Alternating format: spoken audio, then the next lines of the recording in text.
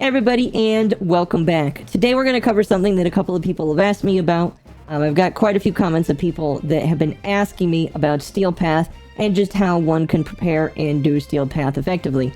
I'll be honest with you, I have not done Steel Path for as long as probably some of the more souped up players in the game, but I will share the knowledge that I do have, since it is a little bit more fresh in my mind of things that I have done and things to prepare that I feel like will be most beneficial for people that are looking to get into the Steel Path.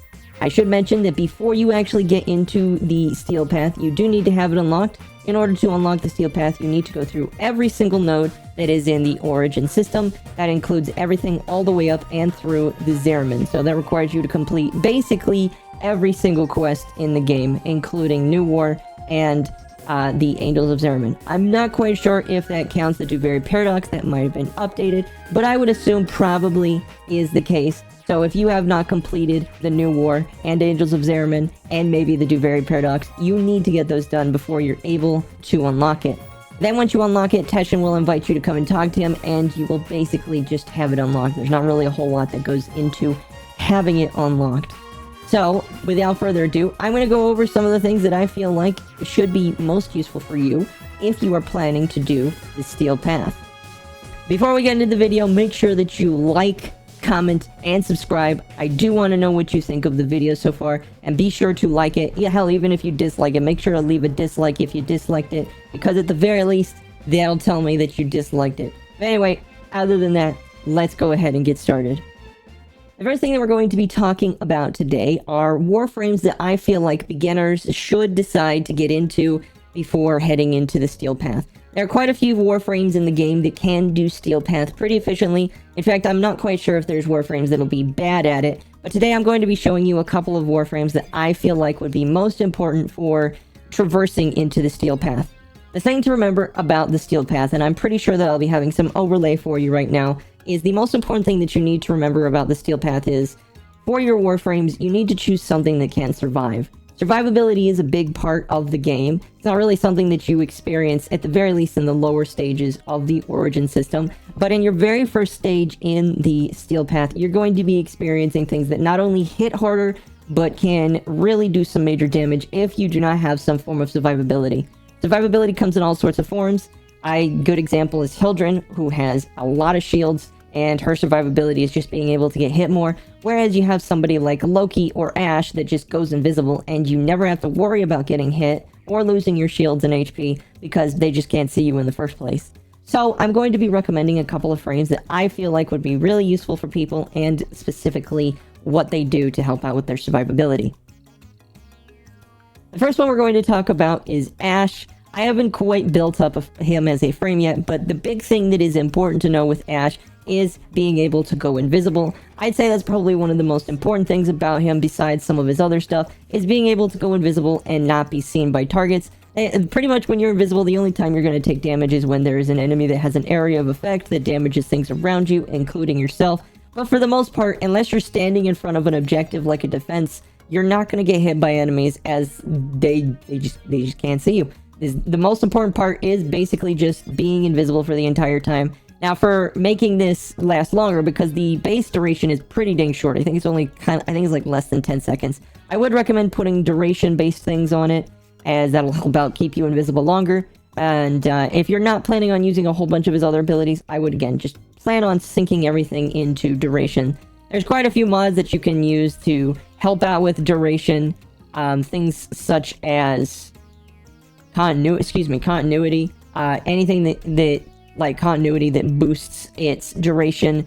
There's also a couple of other mods that can help out, such as Narrow-Minded, which offers an additional, 70% plus of duration, and it's all pretty helpful in my personal opinion. So if you're looking to stay invisible as your survivability, I would recommend going for mods that would boost the duration.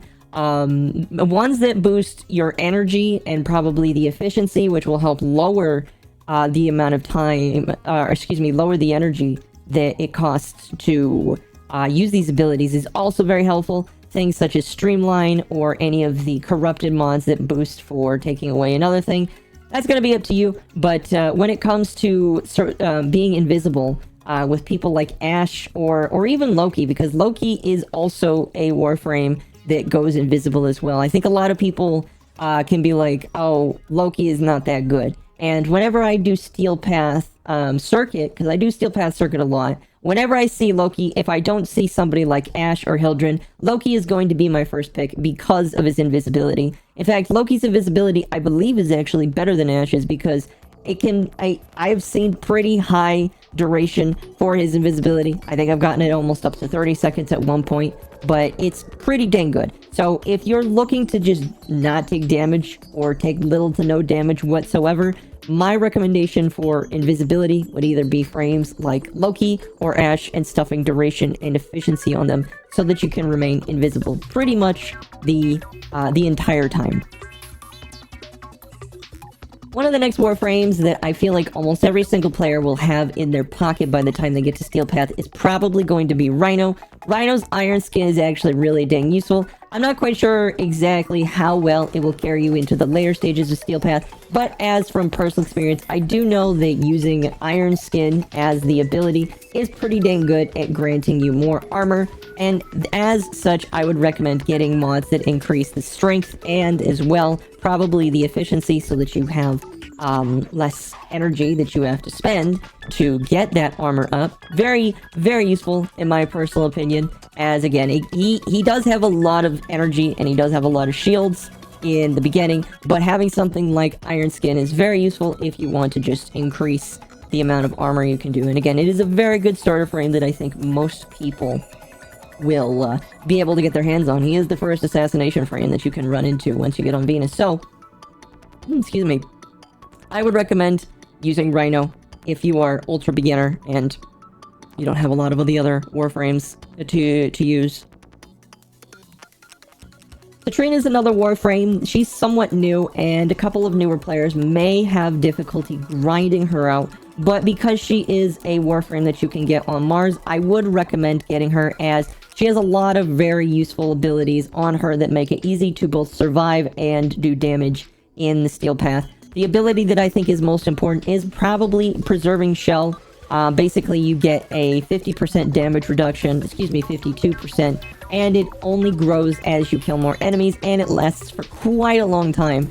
So, and it can last even longer based off of the mods that you put on her. So things that I would recommend are duration-based mods, strength-based mods, efficiency mods as well, so that you can lower the amount of drain that it has, because you're probably, well, I mean, you're not going to be casting Preserving Shell quite often, because if you have a high duration, you're probably not going to need to cast it so often. Mine is almost up to 40 seconds of damage reduction. Now, the one thing that you do have to remember is that it does go down passively as time goes on. So you're always going to want to be killing things. I think that's why Citrine makes for a really good defense-based Warframe. So if you're doing the defense-based things in the Steel Path, I definitely would recommend that at least one person has a Citrine for that base 50% damage reduction and however much you're able to stack upon it. I mean, one of the other reasons she's also good is she has a turret as well, and her Fractured Blast is actually not bad. It's not bad. It's probably the thing I would replace,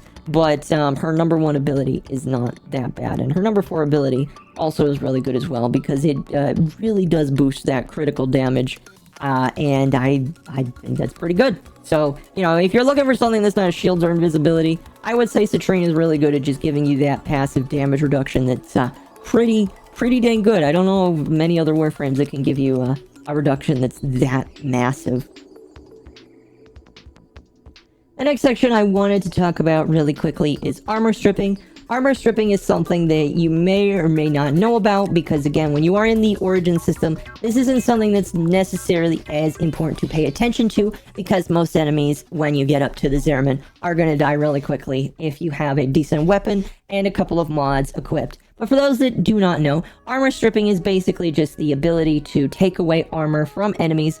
Basically, the easiest way to explain it is everybody in the game has different armor. The armor rating is basically the higher up your armor is, it reduces damage to your health, and Warframes have it, regular enemies have it, so understanding it is pretty dang important. So the only enemies that you really should worry, like all enemies kind of have this, but the only enemies that are really hard about this are the Grineer. Most Grineer do not have shields. In fact, I think the only enemy type in the game that has shields are the Corpus and Eximus enemies and a couple other variants. But for the most part, all regular Grineer do not really have shields, and instead have a very, very, very high armor rating. I think even worse, it's like way worse in Steel Path, so it is something that you have to be aware of. A lot of different Warframes have abilities that allow them to strip armor. There are weapons that also help out with armor stripping, but I'm going to read off a couple of the different armor ability stripping powers that the Warframes have. It's something that I was able to discover while doing some research for this, but I'll go ahead and read. I won't read all of them, but I will read a couple of them. I already talked about Hildren a little bit. Hildren's Pillage ability does strip armor from the enemies. In fact, the ability actually says pillage a percentage of shields and armor from nearby enemies to replenish Hildren's own shields and overshields. So whenever you use Hildren's second ability, it does take away a certain amount of their armor away from them. And through using Google and doing some research of my own, people have put together that it's about 400%. I'm not quite sure if it's actually that much armor stripping. It may be more, it may be less, but people are claiming that she takes about 400% armor stripping in order to from the enemies whenever you use the pillage ability. Now, I'm not quite sure if that stacks. I'm going to say probably doesn't. I'd have to do some individual testing of my own, but if you're interested, there you go. She can do 400% armor stripping there. Another one is Nyx. Nyx is a Warframe I haven't really shown off, but she does have an ability. Her second ability does have an armor stripping ability.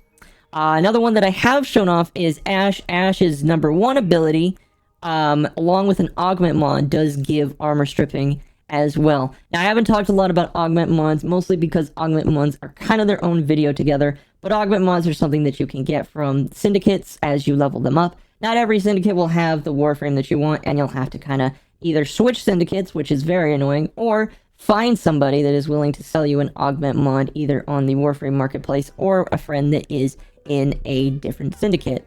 It's more likely than not that you'll find a friend that is in another syndicate.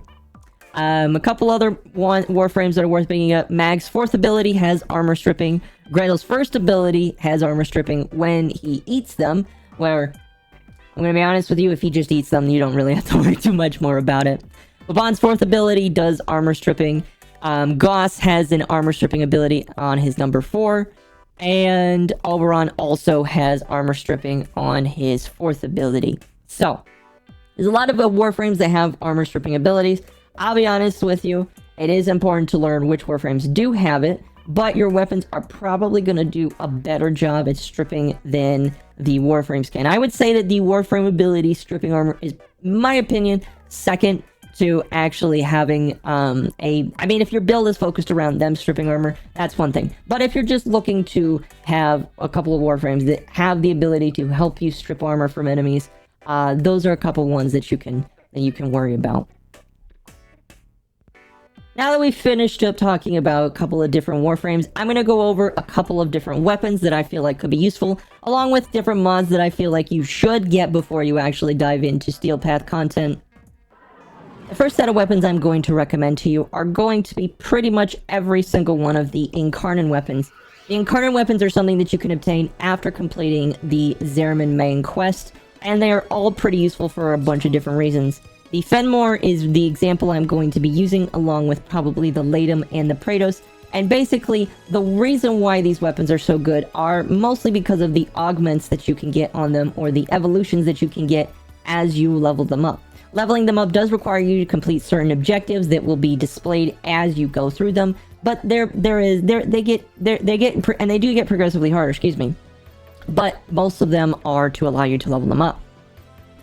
The Fenmore is I'm going to show the Fenmore first as a really good example, as this is one that I recommend everybody needs to get their hand on. It's a very solid choice for a rifle. Its alt fire is basically a machine gun auto rifle fire, and it does pretty insane damage, especially when you do all of the correct evolutions for it.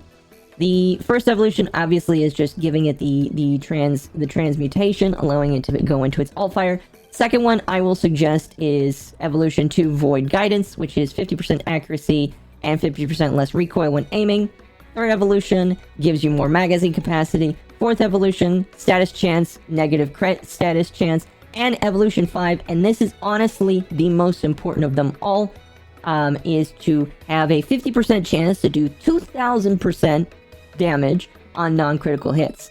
So, the thing to know about pretty much all of the Incarnate weapons, not the Incarnate Genesis weapons, but all of the Incarnate weapons you can get are, a lot of them are going to basically be, do not get crit damage, get non-crit damage. And the non-crit damage is what allows you to do this. This 5th evolution right here is what will make your gun from a crit weapon into a status stick. And I actually have my Fenmore built up as quite a crazy status stick. So we're going to go over some of the mods here in a little bit, but the thing to know is, since I'm not doing critical damage, in fact, my critical multiplier is 10%, so every 10 shots, I will probably do a critical hit. But for the most part, I have built this thing to never, ever get critical hits because of that 5th ability. That 5th ability is honestly what dictates how you build pretty much every single of the Incarnate weapons. The Latum is pretty much exactly the same way. It has a couple of different evolutions on it leading up to Evolution 5,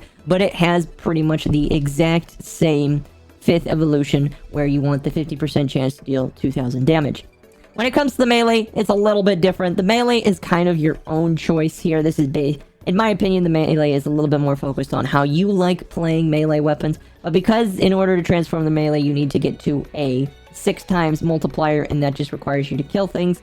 That one is going to be more up to you and how you like to build it up, but I have it built up in a specific way where I have attack speed.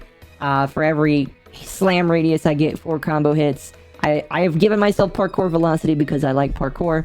And then the 5th one is collecting ammo. Now that one I am probably going to change, but the Praetos different from the other weapons. The Praetos is one that is kind of more customizable in my opinion. But when it comes to the Fenmore and the Latum, if you do not have them built to not doing critical hit damage, I feel like they will be severely limited by what they can do. And so, just to recap here, all of the weapons from the Zeramin, basically all 5 of them. I don't have all 5 of them done, but I have most of them done. But I would recommend at first getting the Fenmore. Again, it is a very good rifle that has a auto rifle all-fire that does crap tons of damage. This thing will utterly wreck in Steel Path. It is just great, and it doesn't take that long to build up. The thing to recognize about Steel Path is because everybody has so much health, so much shields, and just so much of everything, because you are going to be shooting them a lot, getting those headshots is actually not that bad.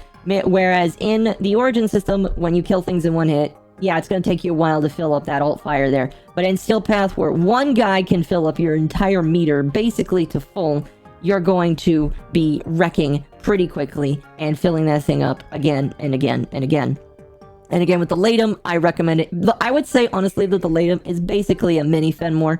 It does pretty much the exact same thing. If you don't have a Fenmore, get a Latum. I think the Latum is actually cheaper to put together, so if you want something, you can put that together. It kind of turns it into a mini submachine gun, but it does almost exactly the same thing, if not in your secondary slot. And I have it almost built exactly how I have, how I have the Latum built. Though the stats are going to be a little bit different because of the mods, which I will talk about here in just a moment.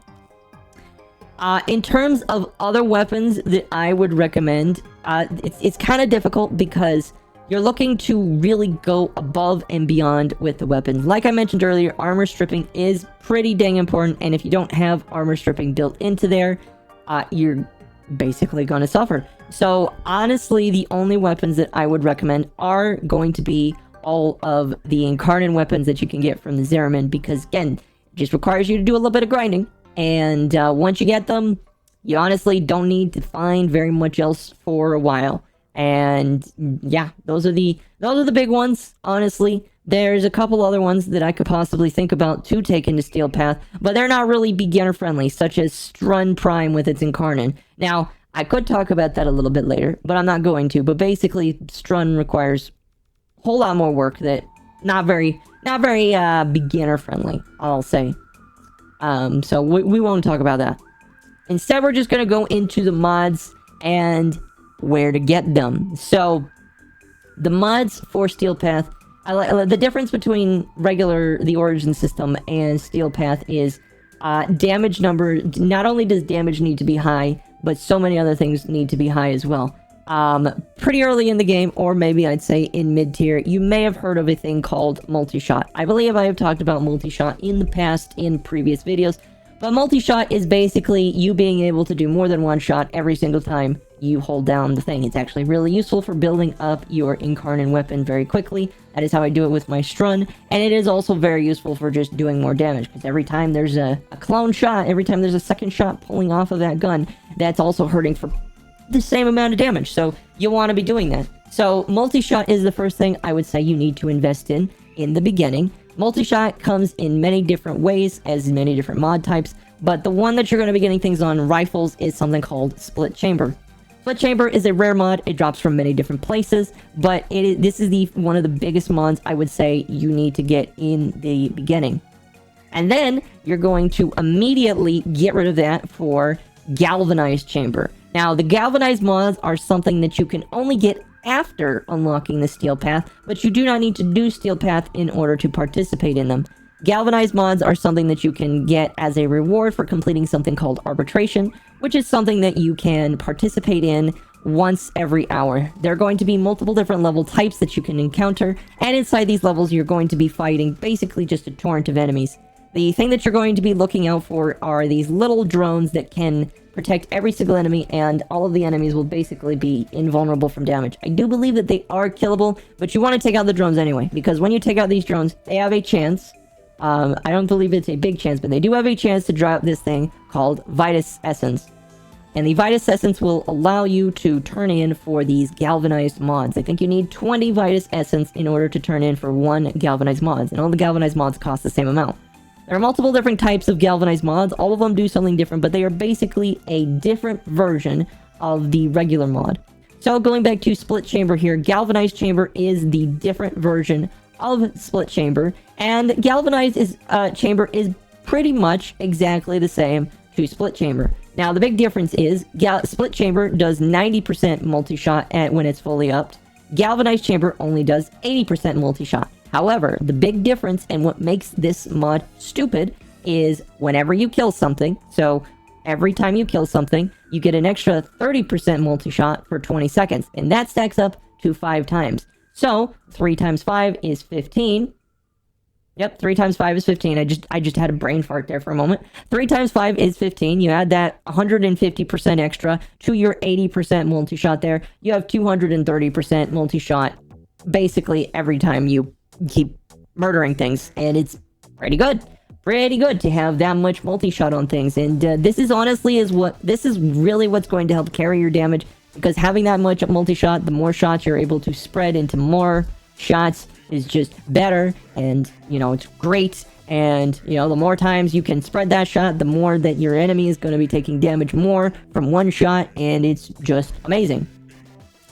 Galvanized Aptitude, again, this is just this is just another version of another mod, but Galvanized Aptitude works pretty much exactly the same way. In fact, all Galvanized mods, as far as I know, are basically exactly the same, whereas what they do they are just upgraded versions of the regular ones. So Galvanized Aptitude is a 65% I don't have it maxed out, but it's more than 65% chance when it's maxed out, but it's basically X amount of status chance on kill, and then whenever you get a kill, it gets a 32.7, or whatever the max is, direct damage per status type, affecting the target for 20 seconds.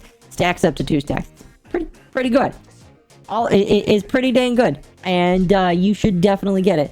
Galvanized Hell is your shotgun version of Galvanized Chamber. It gives 110% multi-shot, and it stacks up for 30% for 4 stacks every 20 seconds. Very good. Galvanized Diffusion, which is the pistol version of Galvanized Chamber. So that one offers pretty much exactly the same. And yeah, I have almost all of them. I'm only missing a couple because there are a couple that are better than others. But they all pretty much work the exact same way. And I would honestly, if you are looking for recommendations on the first Galvanized mods to get, if you're going with a similar loadout that I am offering, I would honestly suggest Galvanized Diffusion for your pistol, galvanized chamber for your rifle, galvanized tell if you were using a shotgun instead of a rifle, and galvanized shot for status chance, because that status chance, since you're not doing crit hits with your incarnate weapons, having status chance when you're doing things such as your different statuses is actually going to be pretty amazing. So I would recommend those as well. With the other galvanized ones, there is a galvanized one that offers projectile speed and beam length. That one's kind of up to you. It does honestly help. It can help out, but it's like extra stuff. Shut up, Ortis. But when it comes down to it, I would say the galvanized mods are one of the most important things, a mod that you need to get. And if you do not have them, you will notice a significant difference. In fact, I noticed a significant difference when I started playing the Steel Path myself. So if you do not have these, it's going to be an issue. Get them. The next set of mods that I honestly think that you should pay attention to, and the thing with these mods is they come from many different locations, so you're going to have to look up the one that you want for the area you need, are 60/60 mods. 60/60 mods are a specific type of mod that has a 60% status chance and a 60% whatever the status that you are inflicting is. There's a couple other different types of them, ones that offer fire rate increase, and there's even one for fire rate and multi-shot increase. But basically, 60/60 mods are whatever the two stats they are match up to 60% when they are maxed out. Like I mentioned, if you want a specific one, like if you wanted a toxin one, or a fire one, or an ice one, there's many different types along with a status chance increase. You are going to have to look up where they come from and where to get them. They all come from many different places, and they are all rare mods, so you're going to have to cross your fingers and be lucky that you can get them. The reason why I suggest getting these ones is not only do you get the status ability added onto it, the extra status chance, which can be stacked. So I have 60% on a high voltage here, and then I also have a 60% chance on this malignant force. So I have 60% toxin, 60% electricity, but I combine the status chance together to 120% chance, and it boosts the ability for status immensely. And it's pretty dang good. So these are both the 60/60 mods are ones that I definitely think you should invest in. By the time you finish the origin system, there's a chance you may have one or two, or maybe quite a few of them that you want to get your hands on. And if you don't have them and you're not willing to look for them, you could possibly buy them from the shop. They are kind of expensive though, because they are rare mods, but they are ones that I think everybody should take advantage of, because being able to have more status chance, especially in Steel Path where status is important, is something that you should consider looking into. The next set of mods I wanted to touch on real quickly are corrupted mods. Corrupted mods are ones that you can only get from one area. There is only one tile set that you can get them from, and they require a little bit of a unique way in order to take advantage of them. Corrupted mods basically work as thus. One thing is going to be positive, and one thing is going to be negative. There might be one or two mods where that isn't the case, but for the most part, you're going to have something like Blind Rage, where it gives you ability strength but takes away ability efficiency, or Transient Fortitude, which gives you ability strength in exchange for ability duration. These mods are really good because they give you the ability to trade one stat for the other, and oftentimes you can fix the downturn by just using another mod altogether. But it really depends on what you choose to play as and how you choose to do things. The only way you can get these mods are by playing on the Deimos tile set, by playing any of the levels, although I personally recommend doing the capture mission or the extermination, that whenever you're playing these, you have a chance to come across a Deimos vault. These vaults are only able to be opened by using the corrupted keys, which you can obtain actually by being part of a dojo. Now, unfortunately, if you're not part of a dojo, you cannot access these keys, and you will have to either find somebody that has the keys on them, so like you need to have a friend who's in their own dojo, or you need to find a dojo that you can get access to. Once you get access to them, you can buy the recipes for these keys. They are all dragon-named keys, and they all have different things that will debuff you. The Decaying Dragon key reduces your shields. The Extinguished Dragon key reduces your damage. The Bleeding Dragon key reduces your health. And the Hobbled key reduces your speed. Now, it should be mentioned, you can use all of them at the same time. I don't know why you would. Some people get away with it. In fact, I know quite a lot of people that I've run with that to do these vaults that actually have all 4 of them equipped at once. They are crazy, but it doesn't matter. If they get it done, that's all I care about. Well, basically, you carry one of these keys into here. Only one person needs to have the key equipped. Everybody else can, like, if one person decides to have all of them equipped, everyone else can basically just run without it. And they can carry the key for them. But basically, all you do is you carry the key through there, find the vault, open it up, grab the thing, leave the mission. The mod that you get from this is random, like everything else in Warframe. So my personal recommendation is to find a group of people and to grind this out for quite a few hours so that you can get quite a few of these mods. There are some that are more valuable than others, so you'll probably be doing this for a while so that you can get them. Some of them are for your Warframe, some of them are for other things, but in the end, they're all pretty dang useful. In fact, I don't know if there's anyone that is more or that is less useful than the others. They all pretty much have a pretty good purpose.